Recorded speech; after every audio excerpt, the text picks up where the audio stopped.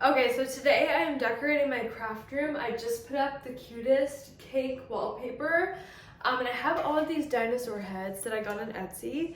All of them are like 3D printed and I have a bunch of different ones. So I have a yellow one, I have a light pink one, which is really cute. This one actually matches the wallpaper like perfectly. And then I have this really pretty blue one.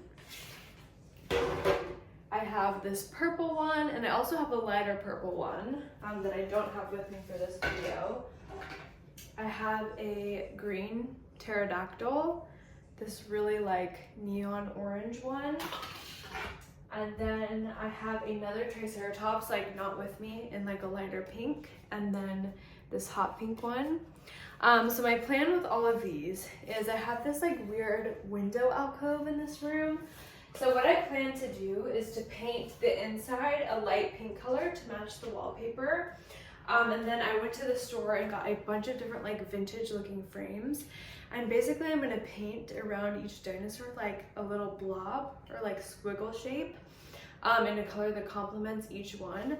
And I'm gonna have them all hung up like in different spots on this wall with a picture frame around them. It's kind of hard to envision, but that's what we're doing in this video. So we're gonna DIY. I bought like regular frames. I bought all frames that like had photographs in them because it's way cheaper if you buy like an actual picture versus buying a frame. I have no idea why, but I'm gonna disassemble them all myself to pop the picture out so I just have the frame. And I bought like mostly frames that all have like a goldish hue to them so that they will like look sophisticated, but then the dinosaur is like really fun, so it kind of contrasts really nicely. So that's the plan. We're gonna start assembling all of these picture frames and go from there, and then I guess I'll paint and do all that. So let's do it. I got all of these dinosaurs on Etsy. A lot of people were asking where I got all these, and I got them all on Etsy. I ordered from a bunch of different sellers just because I wanted like different dinosaurs. But if you search like dinosaur 3D printed dinosaur head on Etsy, it pops up. So here's all the dinosaur heads that I have. I wasn't planning on only buying like frames with photographs already in them, but when I went to the craft store and I went to like the framing section, all the frames were so expensive, like $34 to $60 per frame, like this size, just like this. And then if you go into like the decorating aisle and find photographs that already have pictures in them, they were like 15, 11. So that's what I did. And I was like, I'll just assemble them myself. So I kind of like did a little test on the sturdiness in the aisle. And I just picked the ones that didn't feel very sturdy because I knew I'd be able to like pop them off. So I'm just using a screwdriver and I'm going around, you know, and some of them have those little pry things on the back, like this one. But several of them had like staples I had to pry out, which wasn't so bad. You just kind of gotta take your time with it. But I had all of these dinosaurs up in my last apartment in like my bathroom area, and I didn't ever get a chance to hang like every single one because we moved out before I got to finish it. But this is like really what I envisioned when I bought them, is them to like all be on a wall, like a better space. So I'm excited because this is gonna be like my craft room / office space. And so Cameron was like, yeah, do whatever you want in that room. I really don't care at all. So dinosaur wall it is. But yeah, see, that wasn't so bad. All of the ones I got have like a little bit of gold in them in some shape or form. So I have 9 of them because I have 9 dinosaur heads. So let's do it. So the next thing I did was go to the paint store and I got a paint sample that matched the wallpaper that I put up the other day. Here's how the wallpaper looks. It's these giant cakes and it's on the adjacent wall to the dinosaur wall I'm about to make. I know so many people are going to be like, this is way too chaotic having this wallpaper right next to the dinosaur head wall, which is also going to be a lot of color. But this is my craft room. I don't really care what anyone else thinks. I'm so excited about it. Okay, so I'm going to mix up this little sample size paint that I got at the paint store. And this only cost me like $4. And I'm going to paint just the inside part here. So hopefully this is enough. Okay, I just taped everything up and now I'm going to start painting. Here's the color. It's like the prettiest baby pink. It all I'm curious to see how much of this sample size I'll actually use. So I went around and painted this area with the sample size, and I actually had paint left over. I'm pretty sure you're not supposed to use sample size paint normally. I think it's like a little bit different than like regular paint, but it worked fine. Nothing bad happened, and if it doesn't work out great, I will just touch it up and redo it. But it looked great. This is me peeling all the tape off. And then I just started mapping out where I wanted each frame, and the goal of this was not to make it even and perfect. I wanted it to be chaotic. I wanted the frames to all go a different direction. I had 9 dinosaur heads in total, so I knew it was kind of going to be scattered around, not even.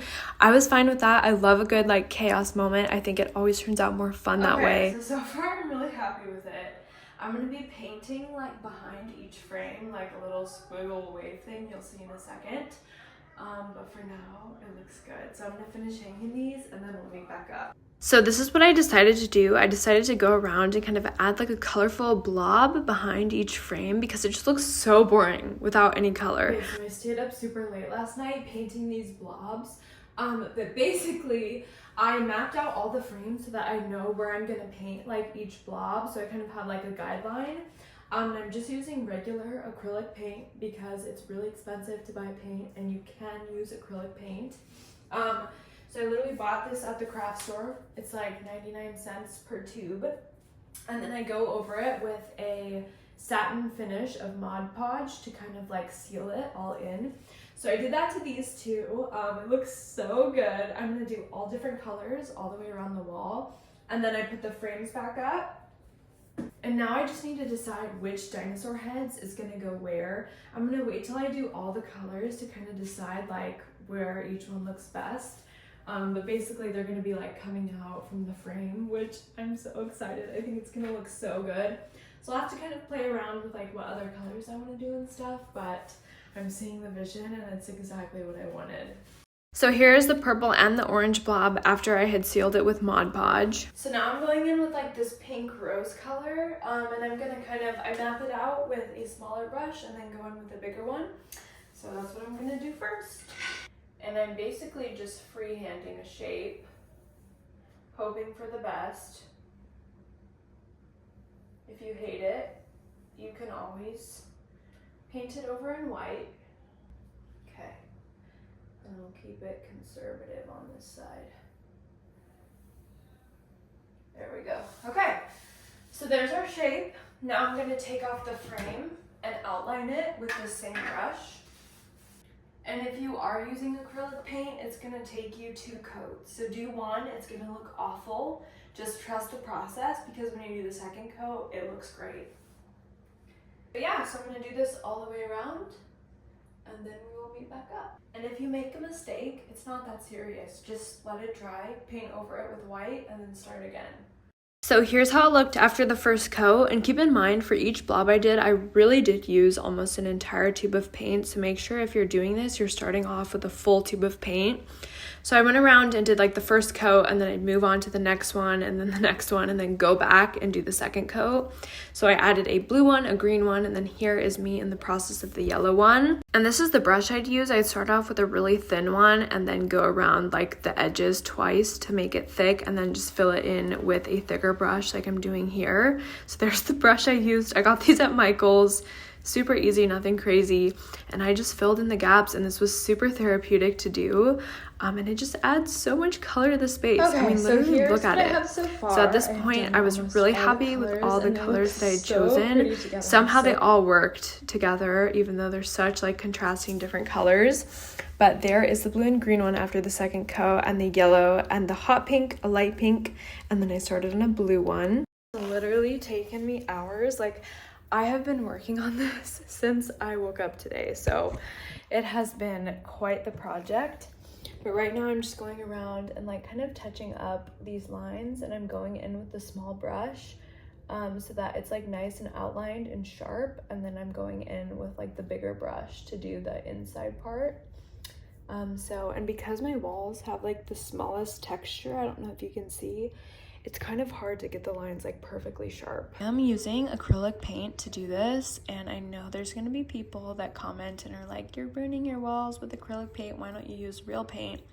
I thought about doing that. Every sample size of paint is like $6, and I'm doing 9 of these, so that really is quite a bit of money if you're wanting to do this on a budget, which I am. So if you're wanting to spend the money and you have the money to spend, you can get sample sizes and spend like $6 per sample size. But if you're wanting to do this like I'm doing it, you can just go to the craft store and get acrylic paint, which sometimes costs like 99 cents a tube. And you can paint it and then let it dry fully and buy the Mod Podge with a satin finish. Make sure it's not the glossy one. Make sure it's the satin finish. And then you just cover the whole thing with a light layer of the Mod Podge, and it's all sealed and looks really nice. You want the satin finish and not the glossy is because it will make your project, like these blobs will look super glossy in the contrast of the gloss to your white wall, which walls are usually like a satin finish, is going to look awful. So make sure you get the satin finish, or matte would work as well. And then here is the baby blue one after the second coat. It's still drying here, so it looks kind of patchy, but the second coat definitely brings it to life. Here's all the other ones after they had dried with the second coat. And then I started hanging up all the frames back where I had mapped them out. I just had put a nail behind them so I knew where each of them went. And then I think like in this video footage, yep, I messed up one of them and had to switch it back because I was like, that is not looking right. And then what I did is basically I used command strips to secure them, and then I also put a screw in the wall, and these dinosaur heads had like a screw hole in the back so that the screw could go inside and they'd kind of take the weight off the whole thing. So I did that with all of them, and then just like put an extra command strip to really secure it. And here's the big reveal. Here's how the whole thing looks. I'm obsessed with it. I could not love it more. I know this is not everyone's style, but it is so me. It's exactly what I envisioned when I first bought these dinosaur heads like a year ago. And I just think like each little blob being so different, each frame being different, each color of the dinosaur being different, it really just makes the whole thing like come alive. That Triceratops is one of my favorite ones. It just looks so good with the orange. And then this pterodactyl one, I almost didn't have space for it, but I decided to put it up sideways in the frame, and it looks great there. Here is the T-Rex that started it all. This was the first dinosaur head I bought, and I originally bought it and was like, oh, I'll just buy one and like do something weird with it. And then I just loved it so much that I had to order a bunch of different ones. But I really like them all. I love all the different shapes, and I'm amazed, honestly, that I freehanded them and they turned out so well.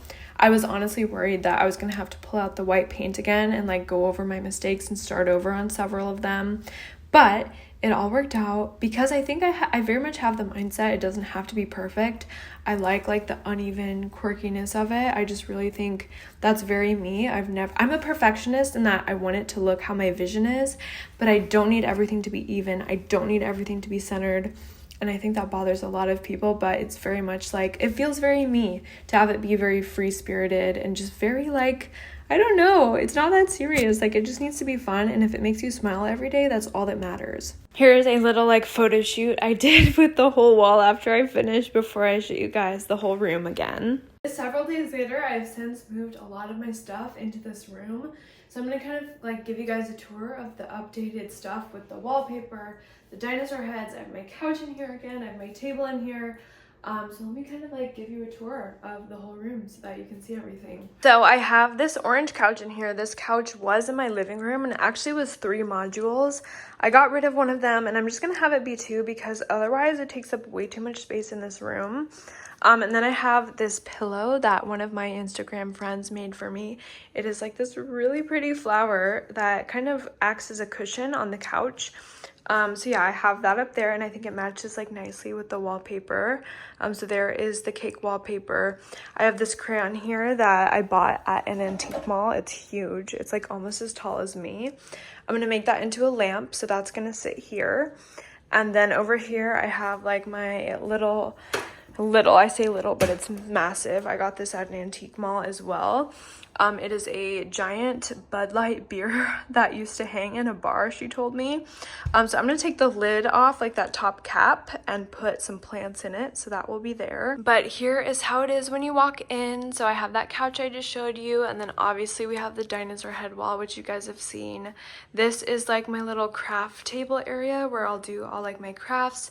I have some crochet stuff, my sewing machine, that's my serger and my sewing machine. I need to do a little DIY on this coffee can trash thing I got at Five Below. Have another trash can there. That's my Lifesavers one. And then this is my Oreo stool. So that's where I will sit when I do any of my crafts. It is just like a giant stack of Oreos.